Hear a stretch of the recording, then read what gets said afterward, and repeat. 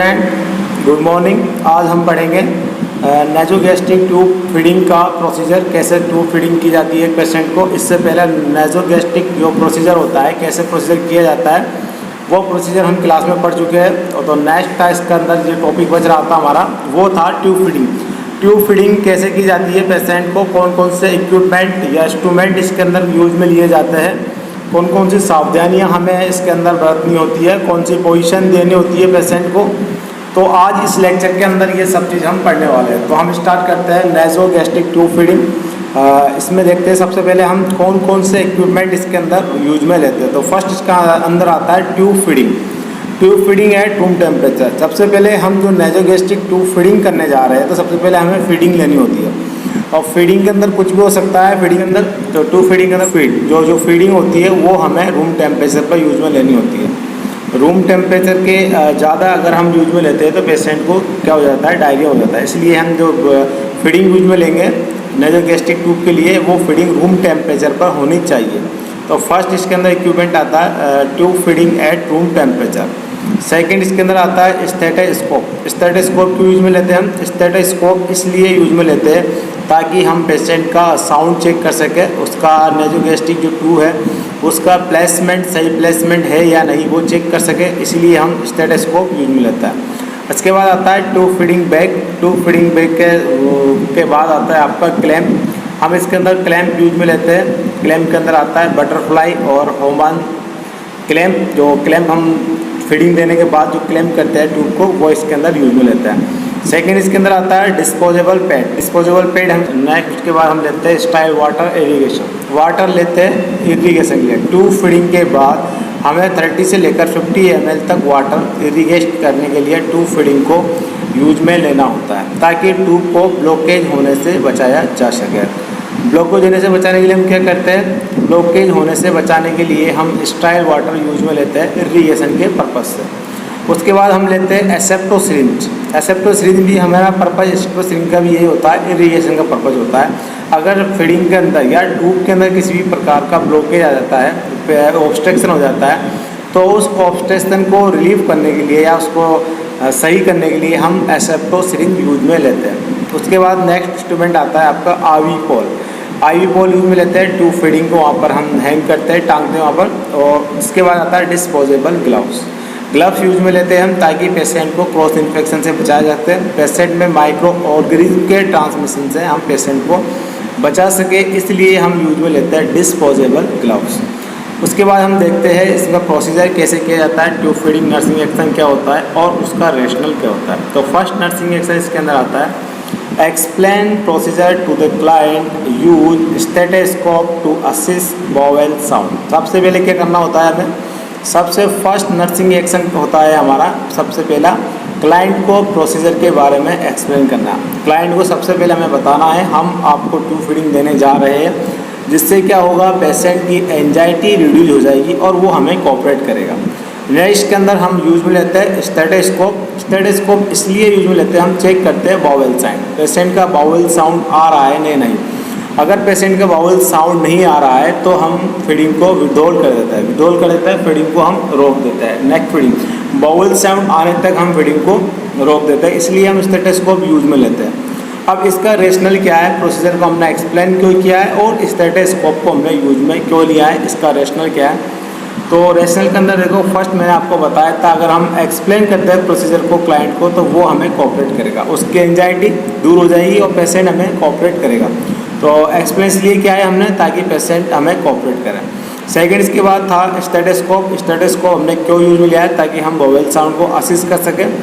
तो presence of bowel sound indicate function of GIT. अगर bowel sound presence होगा तो ये इस चीज़ को इंडिकेट करता है या इस चीज़ से हमें ये पता लगता है कि पेशेंट का जो जीआई ट्रैक्ट है वो फंक्शनल कर रहा है या फंक्शन कर रहा है।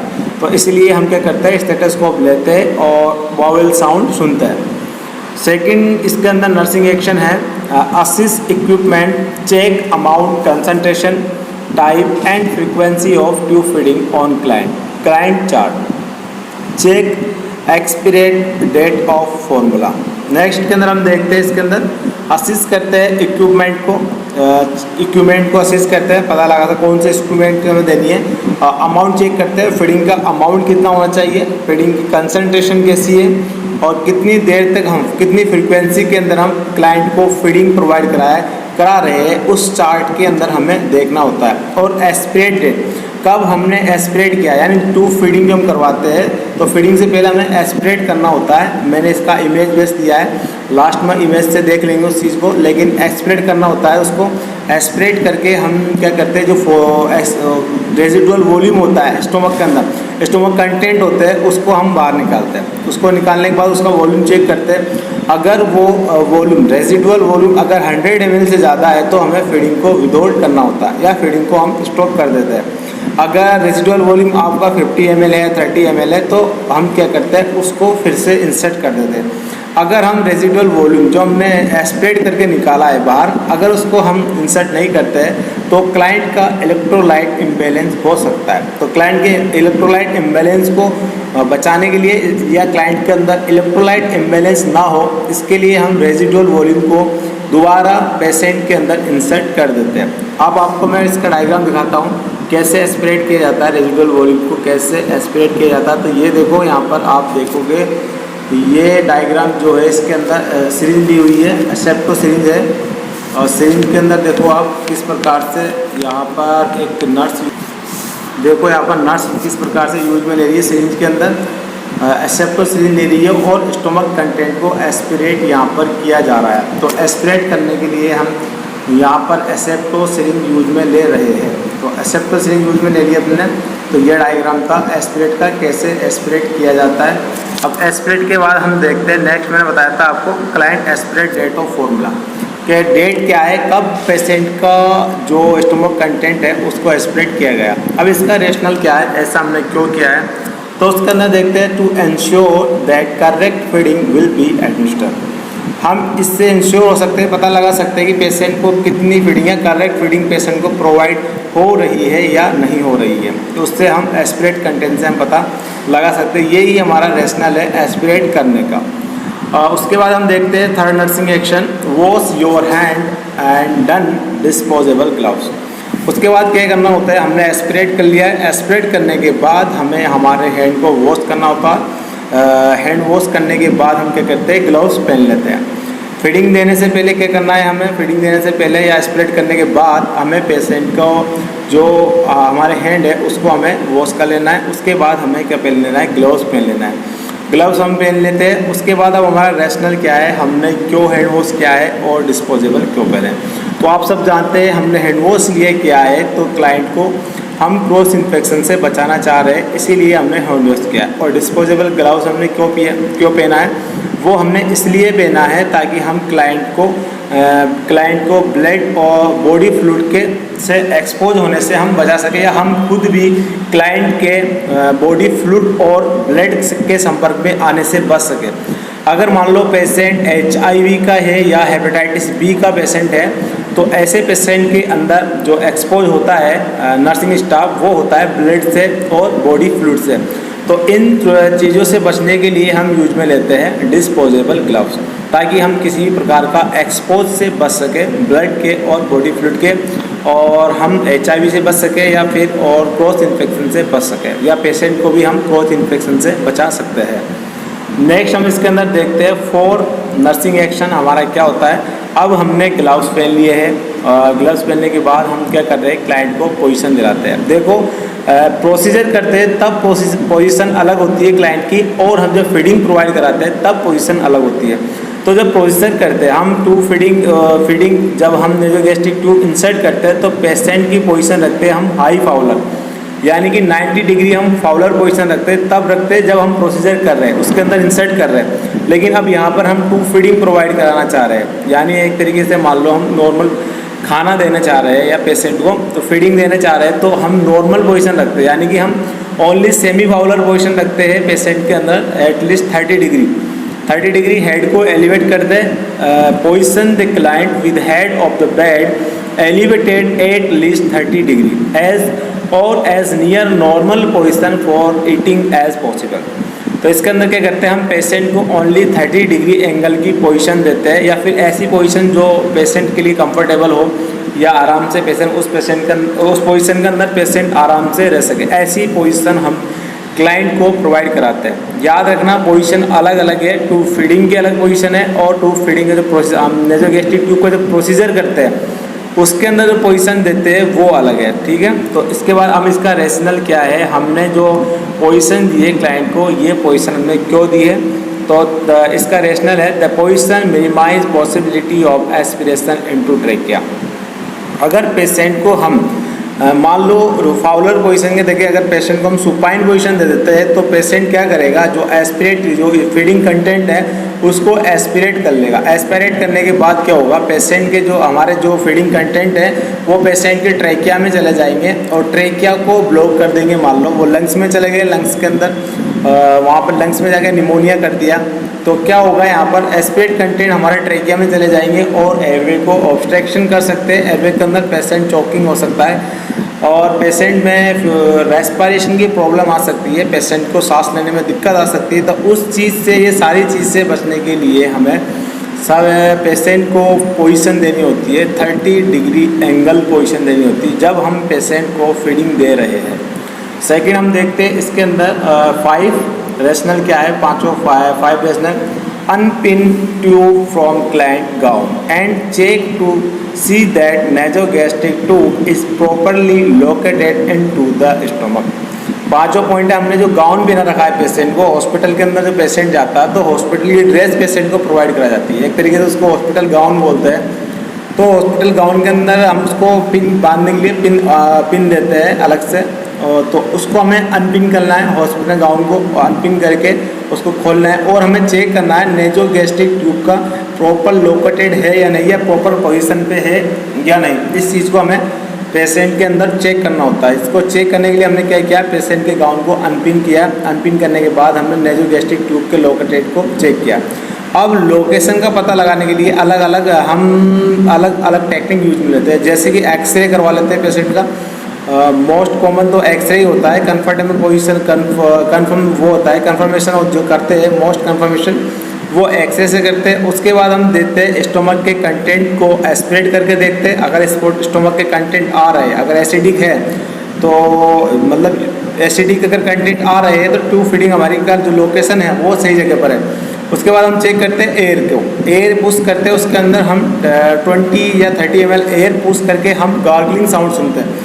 अगर साउंड आ रहे हैं, हमारे साउंड प्रॉपरली साउंड आ रहा है तो हम इससे हमें इंडिकेट करता है कि आपकी जो ट्यूब फीडिंग है वो उसकी लोकेशन प्रॉपर लोकेशन पे है। तो हमें इसमें क्या करना होता है, अनपिन किया गाउन को, उसके बाद चेक करना होता है नेज़ोगैस्ट्रिक ट्यूब की प्रॉपर लोकेशन।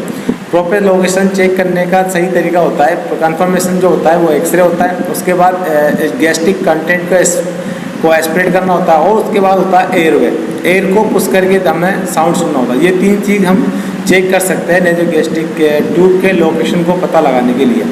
अब उसके बाद हम पाँचवा देख लिया था हमने, सॉरी 6 हम नर्सिंग एक्शन देखते हैं। 6 क्या होता है, तो 6 नर्सिंग एक्शन होता है aspirate all gastric content with a syringe and measures written immediately through the tube.